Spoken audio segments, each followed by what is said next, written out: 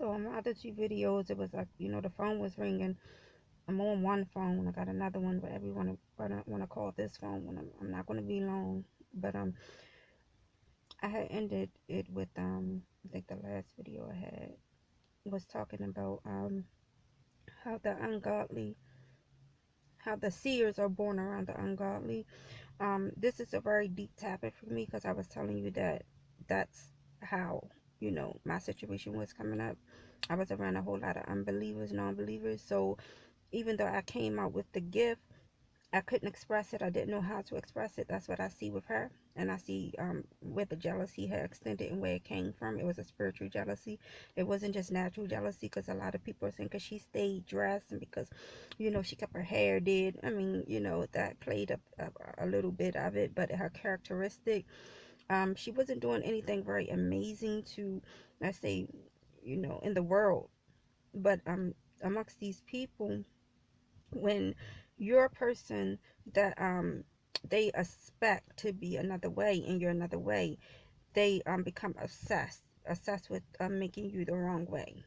Okay, they can be in denial. Like, I have people like that in my life right now.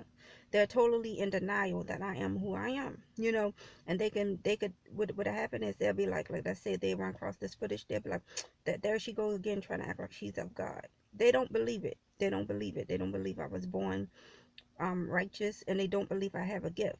This is because I wasn't born in a godly um type of family unit. This don't mean that everyone in my family is like the evilest people in the world, but they were unbelievers. Okay, even like I said, my mother, she went to church because when she had me, she was like this child was saying, certain things, and she got convicted, and she was like, let me go to church. That's where my mother and my grandmother started going to church. And they would tell you this. It was because of me, like, saying certain things to them as a child that she said she didn't teach me. So she was like, who's teaching you this? So she decided to take the child to church. And then as she was taking me to church, she became a believer. That's exactly how it happened. So this goes to show you that my family roots, that was raising my mother and stuff like that, wasn't believers. So my mother wasn't raised, in the church or anything like that. So I think in the kenneka Jenkins situation, it was more of a reprobates, okay? People who played with God, people who went to church or was playing with God, and they don't think the wrath is serious for them to even mock him the way they would. I see some people doing that was around her. It's ridiculous. Like, they're calling themselves believers and they're doing this shenanigans, Um, I see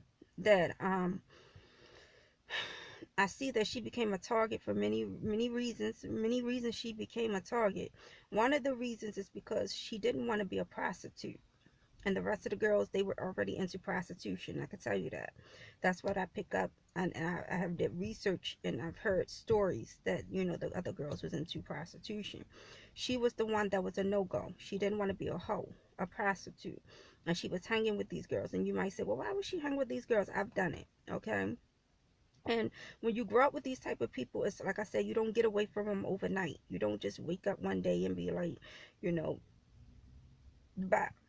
It don't work like that. It's a process to grow out of these people, because you have to first find out which way she going and which way you going to know y'all not alike, because y'all was kids together. You don't really know that they're going to grow up and be prostitutes because you all grew up together.